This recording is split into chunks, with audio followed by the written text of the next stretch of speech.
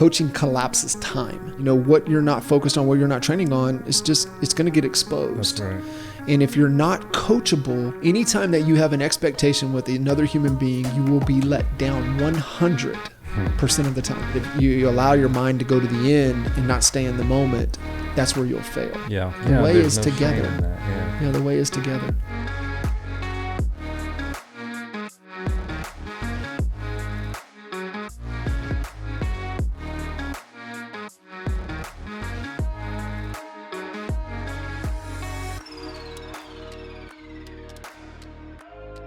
What is coaching? Great question, because it gets thrown around pretty loosely. So I think that's a great way to let's set the stage. What is that? And I think more importantly is, what does it mean to be coachable? Mm-hmm. And really to be coachable in kind of my frame is to remove the ego. And really the concept that I really embrace and really want people to understand, and it's outcome over ego. And ego is really trying to be right, whereas outcome is trying to get to right. And what's real hard for a lot of people and where their ego comes in is that they don't know what right is for them. And so really having to establish and start that first and really getting clear on, hey, what is my destination? What is the real goal here? What am I really trying to accomplish? The other thing is looking, am I humble? Do I have the humility that I need to be able to receive the information to help me get to my destination? And then lastly is, can I listen?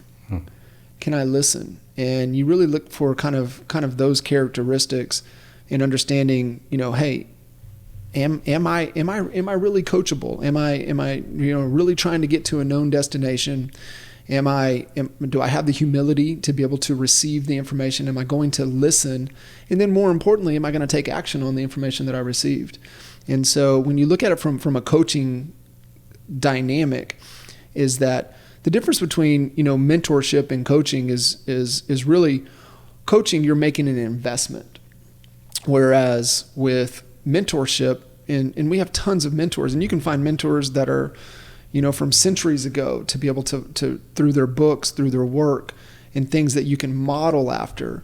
Yet a coach is somebody that you're going to make an investment in and really, understand that, am I going to get a return, and what type of return am I going to get on this investment? We just have this belief that, you pay attention. And so that's where you get, that investment from a coach. And, one thing, and you guys, Malcolm Gladwell has the 10,000 hour rule. Yep. And I wholeheartedly believe that. And, you had kind of mentioned in the intro, we're right at about 14, we're almost 14,000 one-on-one coaching sessions. Yeah.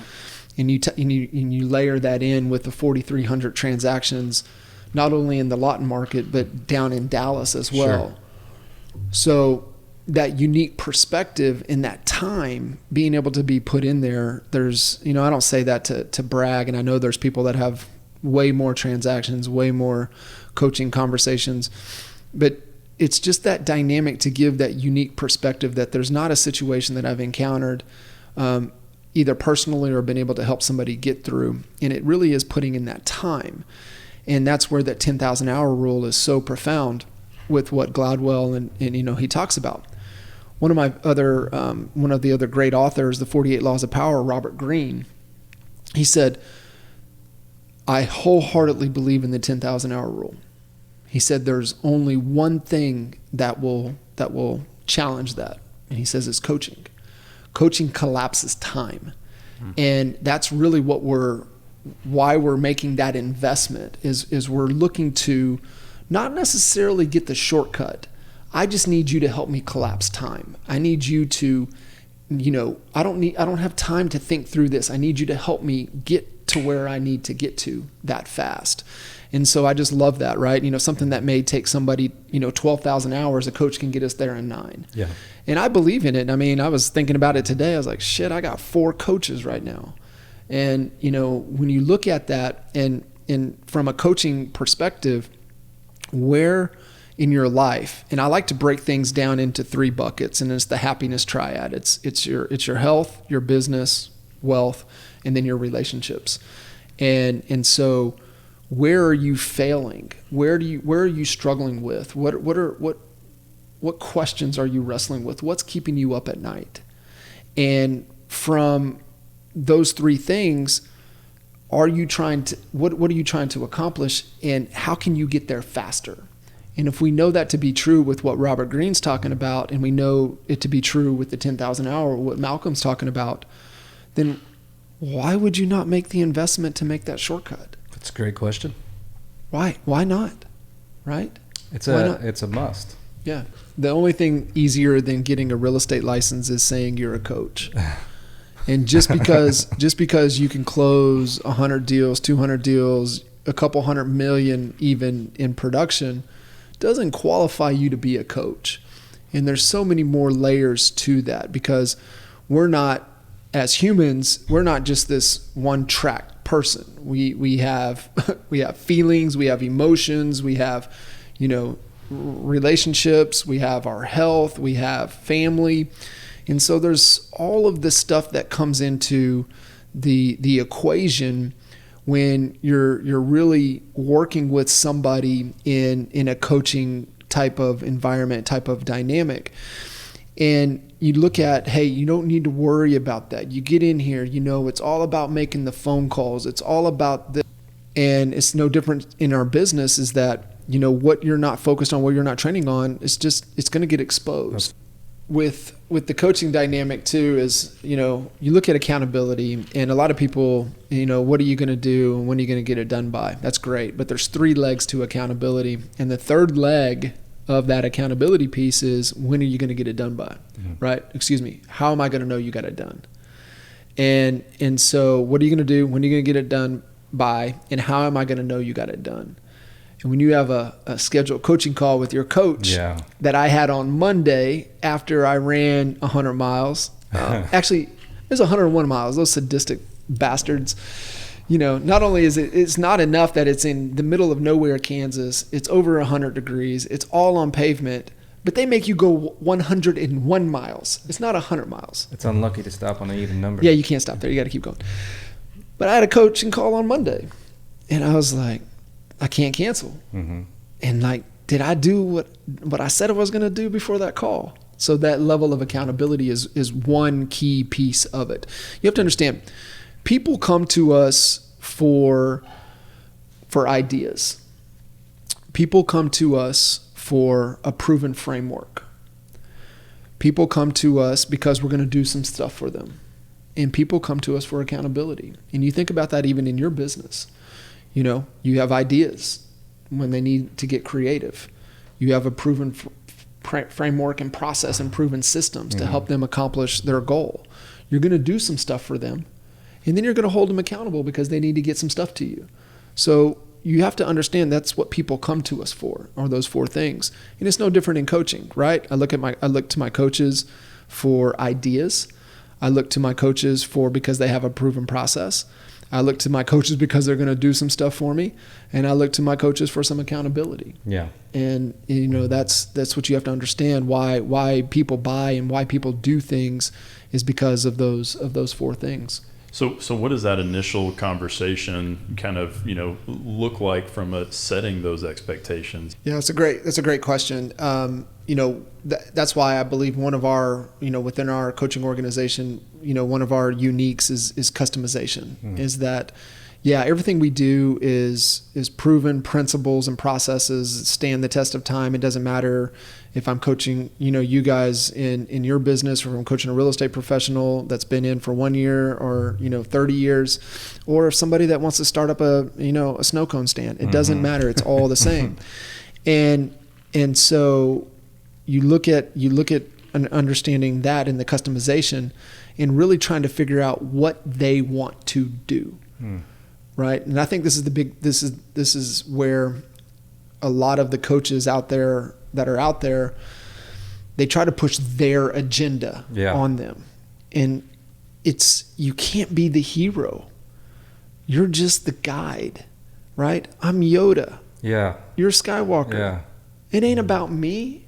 It's about you. And am I helping you achieve and live and become the CEO of your business, but more importantly, the CEO of your life? Yeah. That's the thing. But you said something, and this is where people fail, is you said the word expectation. Anytime that you have an expectation with another human being, you will be let down 100% of the time. Not 99, not 98. 100% of the time you will be let down because you have an expectation. Think about this. You get upset with your kiddos. I have this pet peeve, like the trash is above the line. It's overflowing. You guys are creating a little project here. We're juggling, a little juggling act. PTSD in me right now because I just went through this. The damn trash out. Yeah. And then I laugh and I'm like, that's an expectation I have. But you know what's missing? Is we don't have an agreement. So it's an agreement versus an expectation. And where people fail with other people is because they're living lives of expectations. You want to not be disappointed? What's the agreement? And so that's what it always says. It's like, well, hey, they're not performing. The question always is, well, what's the agreement? They're like, what do you mean? What's the agreement? Like, how are you measuring success? And anything that is measured is a number. So, trash can example. The metric, is it above the trash can line or is it below? If it's below, maybe we haven't met the measurement yet. But if it's above, that's our measurement. Take the trash out if it's above it. And I laugh, just because it's just funny to tell, but everybody gets that. And you get into a disagreement with your significant other. Are you upset? What are you upset over? Did you have an agreement or was it just an expectation? Hey, we need to hey, we're supposed to be there at 6:00. It's 5:55. It's a 20-minute drive. How come you're not ready? You should have been ready. We need to be there by 6. Was that an expectation or did we have an agreement that we needed to leave? And so everything that can be traced back with another human always needs to be traced back. Well, what was the agreement? Yeah. And if you don't have an agreement, then that's on you. Right. And then it's like, cool. All right. We need to establish an agreement. That's how we're on gonna me measure this because success. I've never thought of it that way. Yeah. Can you tell me a little bit more, like when you take a problem and you deconstruct it and you get those actionable items, how does that help somebody? How does that help people solve their problems better than just taking like a broad view of those? Yeah, that's a great question. And let's take just, we were talking about this 101 mile race, and I got a lot of this obviously listening to David Goggins and listening to people that have gone through the mental battle of what it takes. And you're now a peer. A peer of David Goggins. I should have put that in the damn intro. There you go. And one of I listened to him. One of the things that he said, and he was talking about where the SEALs fail during Hell Week, is that they focus on the finish line, and they're focused on the end of the day. Right? They start, everything's great. And then, hour 1 is just a bunch of, calisthenic stuff. And then hour 2, now they're in the water and they're starting to like, okay, this is becoming real. But now their mind goes to the end, right? And he said, if you allow your mind to go to the end and not stay in the moment, that's where you'll fail. Yeah. And he's like, you have to stay in the moment. And so like what we did a really good job of this time, and I say we because you can't do anything great by yourself. No, it's just impossible. There's anybody that ever accomplishes anything and all you hear is I, that's ego. There's always we, always. And so the game plan that we kind of laid out, and this was really laid out with Coach, was that we broke the race apart and that we were going to run 10-mile races. And we knew every 10-mile race was going to be different. We knew my body was going to be different. We knew the time of the day was going to be different. We knew everything was going to be different. So we looked at, hey, okay, we're going to break apart 10-mile races. And then within each 10 miles, you got 10 10, each of the 10 races, you got 10 miles. So we knew every mile was going to be different. And then we knew, okay, well, race 1, we can attack it this way. Race 2, we can attack it this way. Attack. And we even broke it down into the quarter of mile. So how even in like the race 1 from mile 0 to mile 10, we knew, okay, hey, let's get a good run from 0.15 to, and then we'll walk from 0.15 to 0.1. And then we'll do that again. We'll do that again. And then all of a sudden that'll add up. We'll be at a mile. We'll be at 2 miles, and we'll be at 10. And then we'll do it a little different in the second race. We'll do it a little different in the third race, and we can just so on and so forth. And so how does that apply to my business? Well, you look at it and say, hey, this is what I want to accomplish this year. This is my goal. Okay, well, great. So we have that. Then let's break it apart. What do we need to do this quarter? Okay, great. Then what do we need to do this month? Mm-hmm. Then what do we need to do this week? And then what do we need to do today? And the biggest thing to break it down into is, what is it that's within my control that I can do today that's going to move me closer to where I want to be 12 months from now? Mm-hmm. And only thing I'm focused on is today. Did I get my win today? and this goes, right in line with, capturing wins every day. And one of my, it's definitely my number one book recommendation for everybody is The Gap in the Game by Dan Sullivan. And it is the number one book because so many people fall and live in the gap. And really what the concept that Dan talks about is that he talks about that we always look at where we should be, right? We have this grand vision of the person we want to become, and then we're always disappointed that we're not as far along on in the process as we are. Yeah.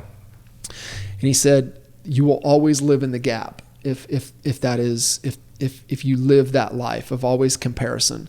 And social media has become a real issue with it. And I would recommend getting the Audible, because the co-author Ben, and kind of goes through and reads the chapter, and then Dan comes in. So they do kind of like Goggins' book, where it's kind of podcast scenario, which is becoming kind of the go-to for a lot of the Audible books. That was awesome about their Audible. Yeah, I like that. It's really, really cool.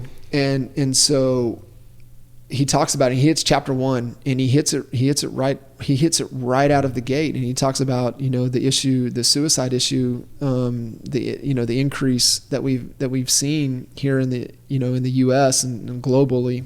And he hits it right in with the concept of the gap in the gain. And he said, too many young people, too many people are living in the gap, and they're comparing their lives to others, and why are they not where they should be, and so that leads down to just this dark spiral, and leads into some real issues. Definitely. I'm experiencing that now. Keep going. Sorry. And so what he's talking about is how we stay in the game is that we always measure our progress. We're always looking at how far we've come. And our good friend Ryan Stewman, mm-hmm. We had Ryan at one of our masterminds back in 2017. We were in I think we were in Jackson Hole at Mastermind, and we had Ryan, and he was typical Ryan, on fire. Yeah. And he shared kind of his morning rituals, and I've been religious with this ever since. And it's his gratitude practice, but it's also how he ends the day. And the gratitude practice is the first thing, when you finally grab your phone, first thing in the morning you do is you go in and you write down immediately the 5 things you're most grateful for. And the struggle ends when gratitude begins. And then the end of the day is capturing and acknowledging your wins. And I promise you, everybody listening to this, all of you guys in here, you are winning every damn day. But you're just not taking the time to acknowledge and appreciate those wins. So on my phone, I'm an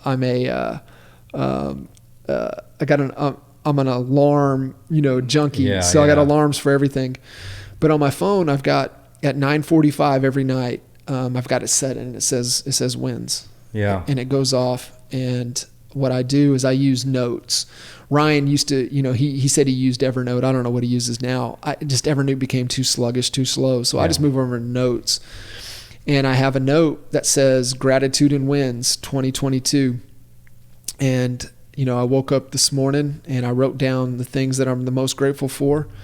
And at 9:45 tonight, I'll go in and write all of the wins that I had for the day. I woke up in my house this morning. I woke up with being able to see my kids. Feet were still there. My feet were still on. Still attached to the ankles. I haven't. The toenails haven't fallen off yet. Right. No, I had great coaching calls today. I had a great session, on Expert Mentors Live. I'm here with you guys. That's a win. And you have to acknowledge those things because we all have tough days. Mm-hmm.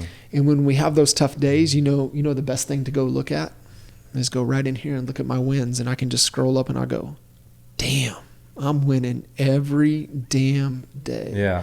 And you guys are as well. But you just have to take the time to acknowledge it. Right. And that's what allows you to stay in the gain and not fall into the gap. Yeah. And so it's my number one book recommendation. And I tell people, if you need to go through it probably every 6 months, and then you can get into that cadence maybe once a year, but you need to go and you need to listen to that book because it's so powerful. Because as humans, and typically it comes into our circle, right? That environment pushes on us. And so, as you're continuing to navigate the waters and doing anything worth doing is hard. Yeah. It's hard as shit. Right. And it's like when we were talking before we went live. I mean, that was the third attempt to get 100 miles. Yeah. And, it ain't easy. No. And so. But that's the biggest rewards. It don't come easy. They don't come easy. And, building a business that reaches and impacts, as many lives as possible, that ain't easy. Mm-hmm. It's hard, right? And you're talking about the statistic, 80+% out within the first 5 years. I mean, and that statistic is even for small businesses in general. Right. Yeah. You can apply that to a lot of industries. A lot of industries. So it's still even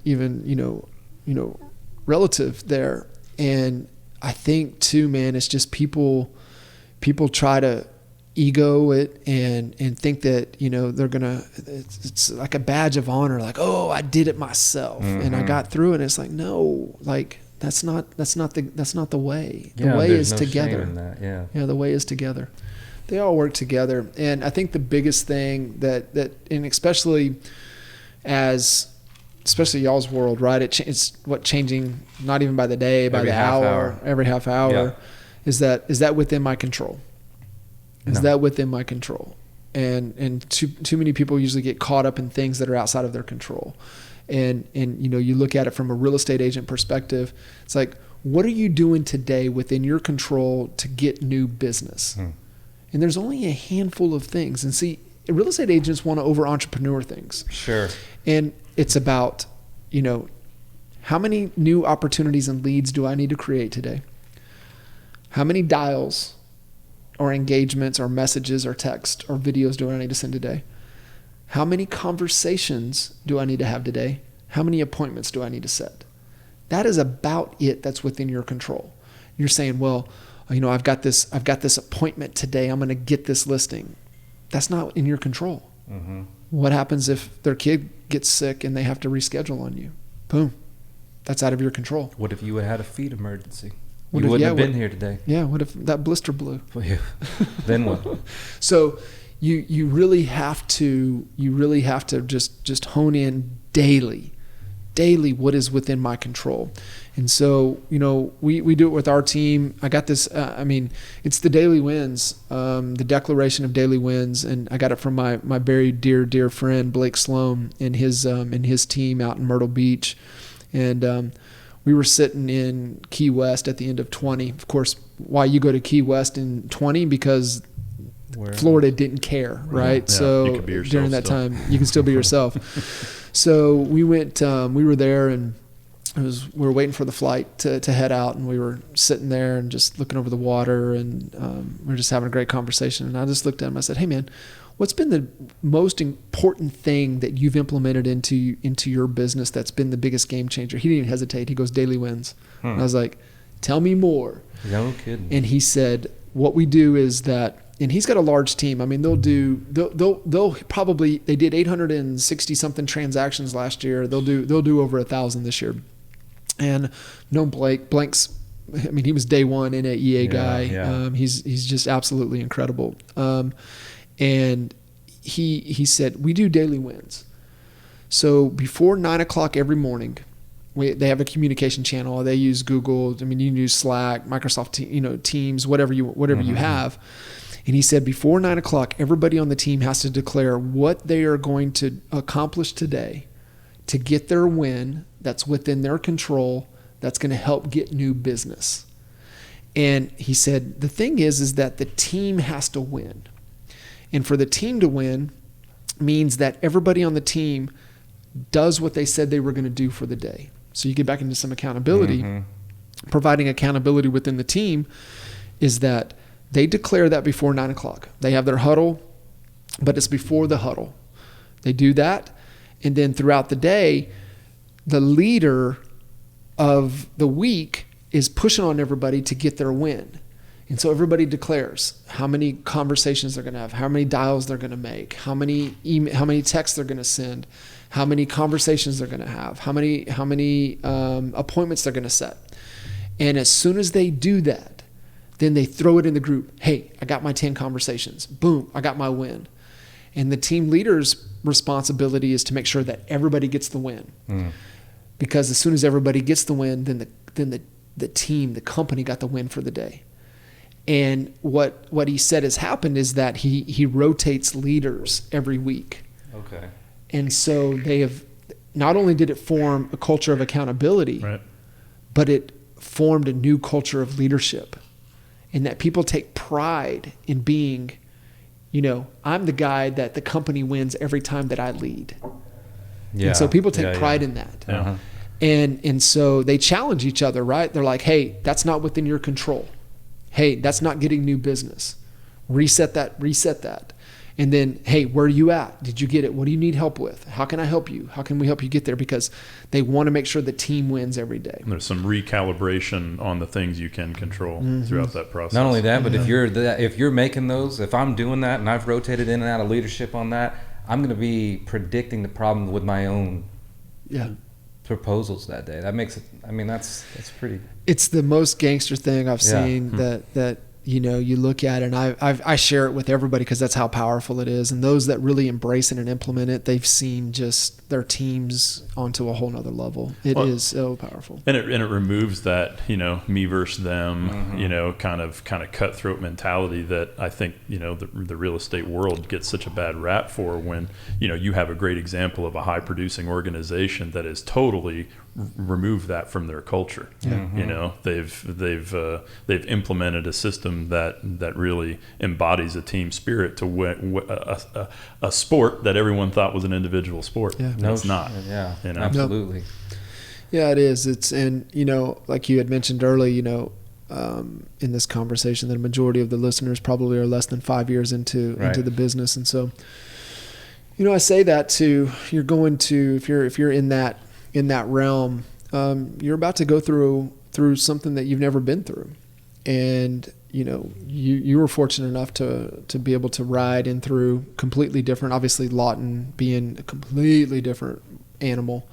But that ride was a completely incredible ride. That made I wouldn't be sitting happen here without that market.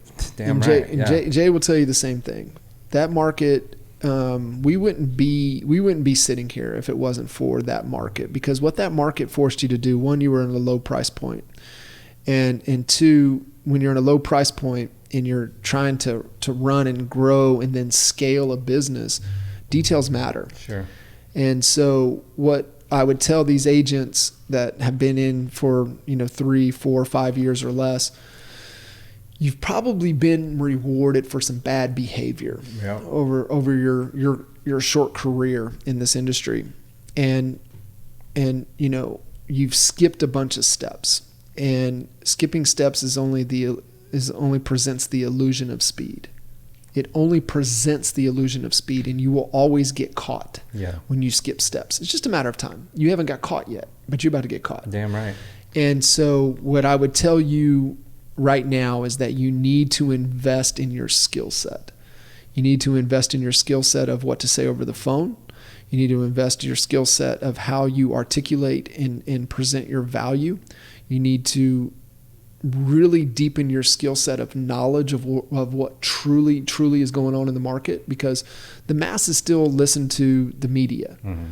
And remember what the media is. They are a business. They are in the business to make money. Their model is fear. They sell fear. Sure That's do, how yeah. they make money. And you have to understand that. That's what they're doing. And so you can choose to listen to it, or you can choose not to. I choose not to. It doesn't serve me. It doesn't help me. There's nothing that is on that news that is going to help me get to where I want to go in my happiness of my health, my wealth, or my relationships. There is nothing on that news that will give me that, to help me with that. And so you can make that decision. However, you know, if you're a consumer and you're dealing with the consumer, they're more than likely they're consuming some of that stuff. So they're believing what is out there. You can't sell fear. You have to be the agent that is the most knowledgeable, that is the most trusted, that people gravitate to because you speak the truth. Mm-hmm. That's who you have to become. And so that's one of the things is like, hey, I want to survive this market. I want to survive this market for the next 10, 15, 20, 30 years, no matter whatever happens. Who do I have to become? And that's who you have to become. You have to become the most skilled, the most articulate. You have to be able to articulate your value and the most knowledgeable. How do I know in this sea of information who is the best coach for me?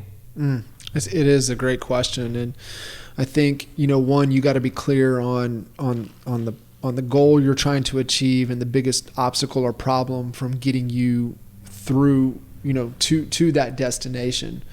And so when you look at a coach, you look at do they have the systems, processes, do they have the resources, do they have the tools that I need to help me work through whatever I'm working through to accomplish what I'm trying to accomplish.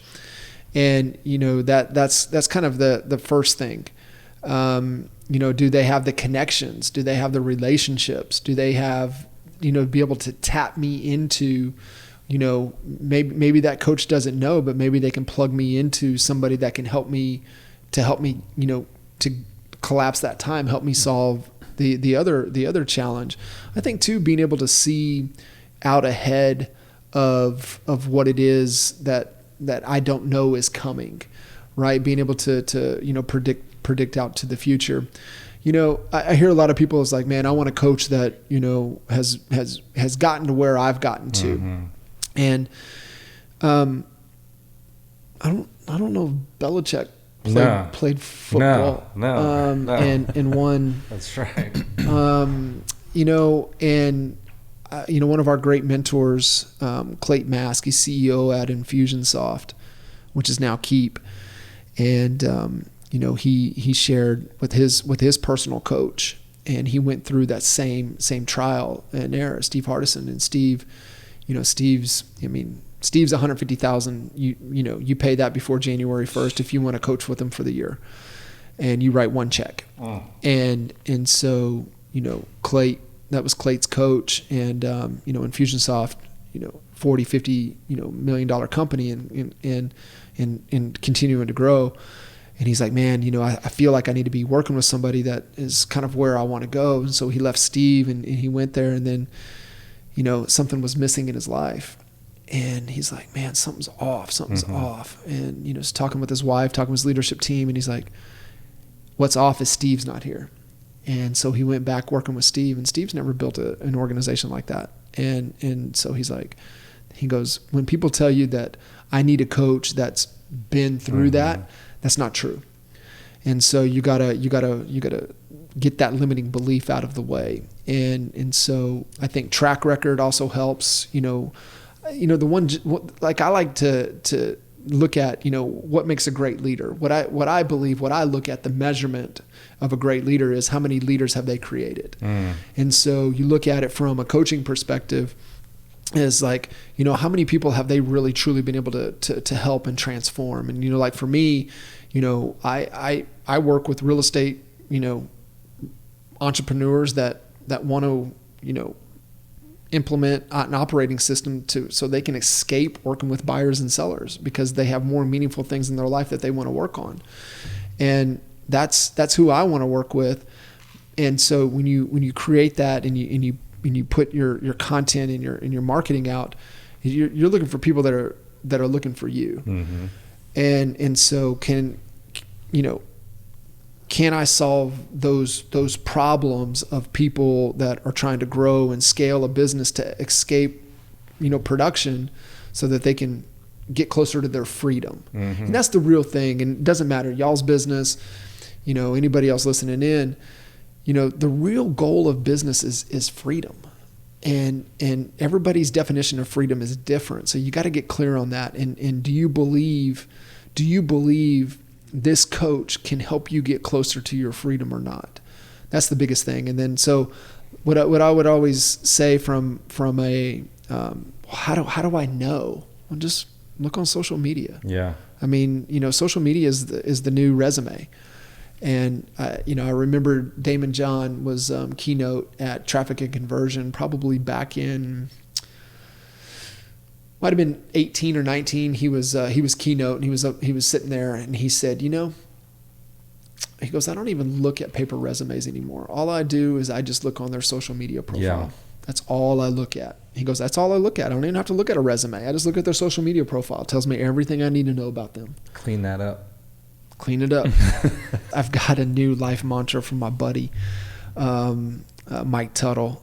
Live the life you want. Do epic shit with epic people. Be kind, and don't apologize to anybody about it. And so just really kind of adopting that life mantra. But you have to kind of uncover that life you want to live, but you got to know who you really are. If you go to AuthenticHappiness.org, and it's the University of Pennsylvania's website, you'll have to apply. You have to log in, create an account. You'll be part of their study. Sure. And once you create your account, you'll go to questionnaire, and you'll come down, and it is the VIA survey of character strengths. So what they've identified is that all of us humans have 24 different character strengths, but everybody's in a different order. Right. And what happens is that once you understand where your top strengths are, that's what you focus on. Your bottom ones, you don't try to turn them into strengths because they won't make you any happier. So that assessment in itself says a lot, right? Just says a lot about who you are as a human and where you need to play to be the happiest. The other thing is you need to ask people close to you. And, Dan Sullivan has a thing that he calls unique ability. And he, that every one of us as humans have a unique ability. That's something that we're just hardwired, gifted, talented with. And sometimes we just don't uncover what that is. And he has a thing is that you just message 10 people that are close to you that will tell you what you need to hear, right? And not what you want to hear. And he said, if you message 10 of them, five will reply, 3 will be spot on. And so that'll give you a gauge of, hey, I'm going through this coaching program, or hey, I listened to this podcast and they were talking about, this unique ability. And, I just wanted to reach out and see if you wouldn't mind, sharing back what you think I'm the best in the world at, what I'm uniquely gifted at. I would appreciate that if you would respond to me. I would appreciate that. So that's part of it. And then you go to, the disc. The disc is great. The disc to me, the disc is an energy assessment. Like, where do you find sustainable energy? Right. Yeah. I've coached off the chart C's that run, like unbelievable companies, unbelievable organizations, sell thousands of transactions. They're high C personalities. So the stereotype, you got to be a DI personality to make it in real estate. That's bullshit. Yeah. it's energy management. Now, what I know when I'm coaching somebody that is a high C that's in sales is that I know that they're going to need more time to recover. They're going to need recovery time. So I have to make sure that in their calendar, in their flight plan, that building that time in. We have to have recovery time in here. We have to get you to recharge. So that's where that's a great energy management tool. But it's important. You need to understand where your energy goes. But the best one on taking action is the Colby, Kolbe, the Colby, because the Colby tells us how we do what we do in action. Like, hey, are you a great starter, but you don't ever finish, right? Or like it's hard for you to get things going, but once you understand it, you can execute on it, and it'll really break it down for you. So a handful of different like assessments. Understand where your happiness is. Understand what the people that love you the most will tell you kind of what you're the best in the world at. And then you just also kind of know, right? Do I love that? Right. Another great question to probably ask yourself is, and this is as your head hits the pillow at night question is, am I doing what I'm supposed to be doing? And if the answer is no, then why the hell are you doing it? And see, most people live in this kind of reported world, or this world of, hey, I'm okay at it, but I don't love it. I've got this family, I got to take care of this, and I'm stuck with this. It's not true. It's a creative world. You can design it and create it however you want. Live the life you want. Live the life you want. And I think uncovering who you are at your core is the most important thing you can do. And get help. Get a coach, right? You got a coach for our business. We got a coach, for whatever is most important in your life. And we know buddy John Mayhew, and I was having a cigar with him a couple months back, and he was talking to a couple younger agents, and he kind of got on this, he got on John's soapbox like John likes to do time and time again, and it was great, and he got my attention, and he was asking these guys, is like, you have a coach for your business? He's like, yeah, I got a coach, got this, that. He's like, you got a coach for your fitness? You got a trainer? You got this, that, the other? He goes, yeah. He said, do you have a coach for your relationship? I was like, motherfucker. And it was like, wow, right? Like, if you're really serious about any equity in your life, like, just get a coach. Yeah. And, that's what Matt's been, phenomenal for me. I've been working with Matt for about 8 months now, and he is like almost impossible to get on the calendar with. And I just confirmed with his team last night to make sure that I'm booked for the rest of the year, our calls. And, you